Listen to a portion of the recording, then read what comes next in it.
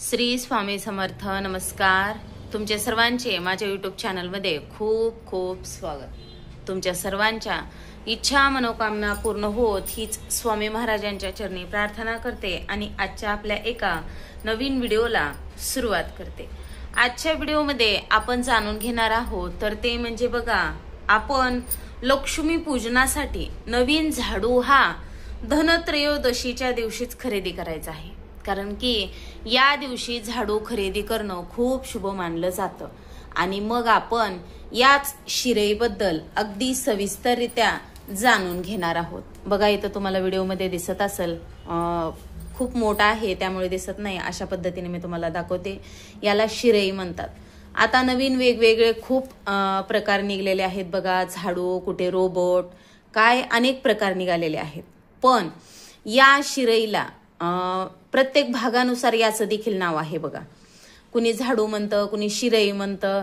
याचा मान आहे लक्ष्मी पूजनाला आणि ही आपल्याला घरी घेऊन धनत्रयोदशीच्या दिवशी यायचंच आहे.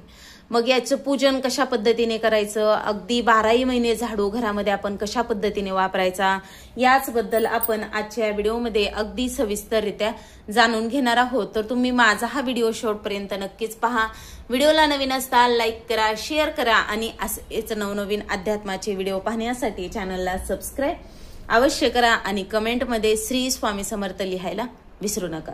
बघा, आता हा जो झाडू आहे, तसं तर धनत्रयोदशीच्या दिवशी आपल्याला खूप वस्तू आणायच्या आहेत. पण त्या जर वस्तू तुमच्याकडे अगदी घरामध्ये उपलब्ध असतील तर मग त्या नाही आणल्या तरी देखील चालेल. पण हा झाडू तुमच्याकडे जरी घरामध्ये एक नाही 4 जरी असले तरी देखील आपल्याला हा आणायचा आहे. अगदी बघा, या झाडूमधून छोट्या साईजचा देखील आपल्याला बाजारामध्ये मिळून जातो बघा. अगदी आपण त्या झाडूने देवघर देखील स्वच्छ करू शकतो असा तो झाडू म्हणा किंवा मग शिरई भेटून जाते बघा. आता लक्ष्मी पूजनासाठी लागणारा जो आता दिवाळीसाठी आपल्याला लक्ष्मी पूजनाला झाडू लागल, तो धनत्रयोदशीच्या दिवशी तुम्ही खरेदी करण्याचा प्रयत्न करा बघा.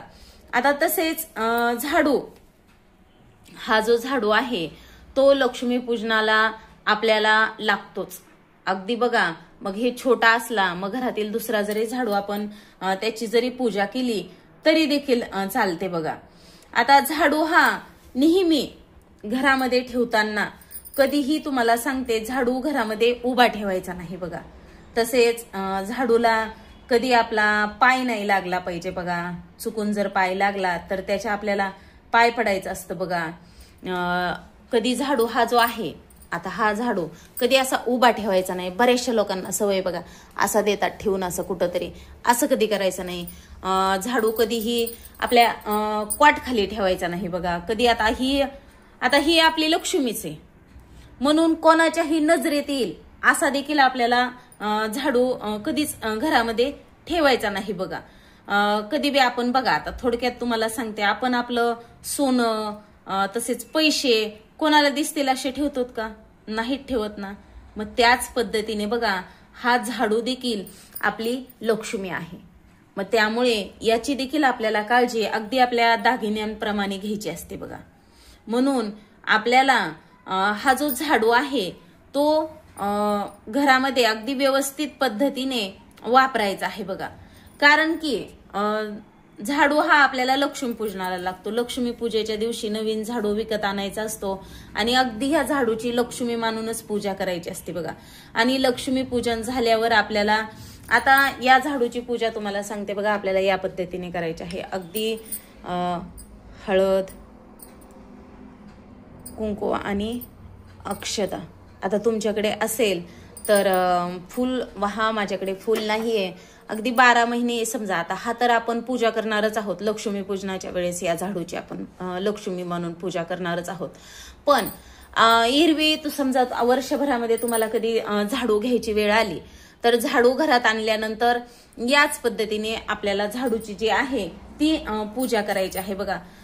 झाडूला आणि रात्री झोपताना झाडू हा जो आहे तो आपल्या दरवाजा मागे ठेवायचा. कारण की रात्री आपल्या घरामध्ये जी काही नकारात्मकता आहे ती रात्री खूप जास्त प्रमाणात जागृत असते. मग ते आपल्या घरामध्ये प्रवेश करणार नाही.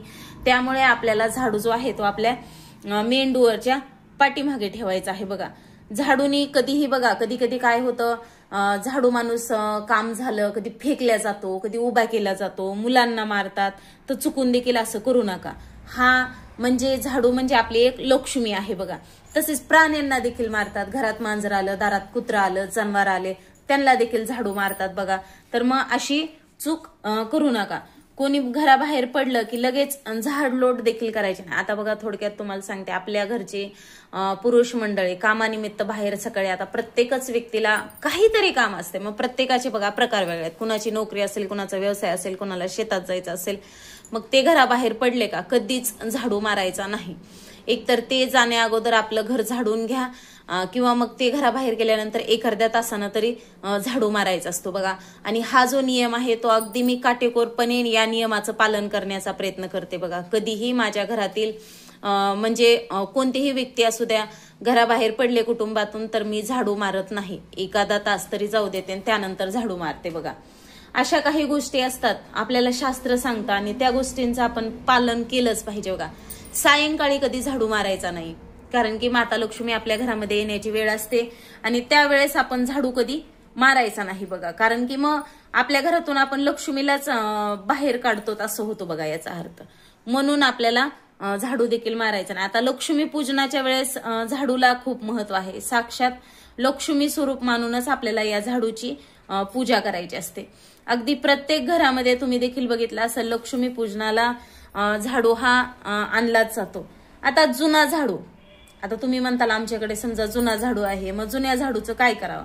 तर बघा, जुना झाडू समजा तुमचा खराब झालाय किंवा खराब देखील झाला नाही, तरी देखील समजा तुम्हाला नवीन झाडू हे करायचं आहे, वापरायचं आहे. मग अशा वेळेस काय करा, तुम्ही जर समजा आता ग्रामीण भागामध्ये असताल तर आपला हा जुना झाडू आहे ना, शेतामध्ये न्या आणि मातीमध्ये दाबून द्या, काही हरकत नाही. किंवा मग तुम्ही कोणालाही झाडण्यासाठी देऊ शकतात आणि नवीन झाडू वापरू शकतात. आता लक्ष्मीपूजनाच्या दिवशी आपल्याला काय करायचं आहे, आपला जो जुना झाडू आहे ना, तुम्हाला सांगते, तो झाडू अगदी सरळ रेषेमध्ये घरातून झाडायचा आणि उंबरट्याच्या बाहेर आणायचा आणि याची जी हे आहे ना, हे असं तोडायचं आणि तो झाडू घरातून बाहेर काढून द्यायचा आणि आपला नवीन झाडू जो आहे त्याची आपल्याला पूजा करायची. आता हा जो झाडू आहे तो झाडू आणल्यानंतर, पूजा केल्यानंतर आपल्याला 108 वेळा कमलात्मक मंत्राचे पठण करायचे आहे. किंवा मग ओम महालक्ष्मी नमः या मंत्राचे पठण केले तरी देखील चालेल. कारण की आपण महालक्ष्मी, समजा लक्ष्मीचीच म्हणून पूजा करणार आहोत अगदी. आणि आता जेव्हा समजा तुम्हाला कधी झाडू घ्यायचा आहे, शुक्रवार हा माता लक्ष्मीचा वार आहे, मग शुक्रवारी कधीही तुम्ही झाडू जर खरेदी केला तर आपल्या घरामध्ये एक भाग्याचंच राहील, एक चांगलीच गोष्ट राहील बघा. आणि आता हे जे झाडू आहे लक्ष्मीपूजनाच्या दिवशी आपल्याला झाडू मांडताना एक तर या पद्धतीने काहीतरी वस्त्र घेतलं तरी देखील, खाली कुंकवाने अष्टदल कमळ काढा किंवा मग तांदळाने काढलं तरी देखील चालेल. आणि त्यावरती आपल्याला जी लक्ष्मी आहे ही आपली ती ठेवायची असते. मग तांदळानं स्वास्तिक काढलं, कुंकवाने काढलं तरी देखील चालेल बघा. अशा पद्धतीने आपल्याला धनत्रयोदशीच्या दिवशी आपण ज्या पद्धतीने लक्ष्मीपूजनाला खूप साऱ्या गोष्टी पूजा करतो, त्यातील महत्वाची एक वस्तू म्हणजे अगदी सोन्यापेक्षाही याला महत्व आहे. एक वेळेस तुम्हाला सांगते, घरामध्ये सोनं नसेल तरी देखील चालेल, पण ही वस्तू लक्ष्मीपूजनाच्या दिवशी मग कितीही श्रीमंत व्यक्ती असू द्या आणि कितीही गरीब व्यक्ती असू द्या, त्यांच्याकडे लक्ष्मीपूजनाच्या दिवशी ही शिरई असतेच. अशा प्रकारे आजच्या व्हिडिओमध्ये आपण झाडू कधी खरेदी करायचा, कशा पद्धतीने वापरायचा, कुठे ठेवायचा याबद्दल जाणून घेतलेले आहे. तर तुम्हाला माझा हा व्हिडिओ आवडला असेल तर नक्कीच तुम्ही व्हिडिओला एक लाईक करा, शेअर करा आणि असेच नवनवीन अध्यात्माचे व्हिडिओ पाहण्यासाठी चॅनलला सबस्क्राईब अवश्य करा. आजची झालेली सेवा स्वामी महाराजांच्या चरणी अर्पण करते आणि माझा हा व्हिडिओ इथंच थांबवते. श्री स्वामी समर्थ. जय जय स्वामी समर्थ. धन्यवाद.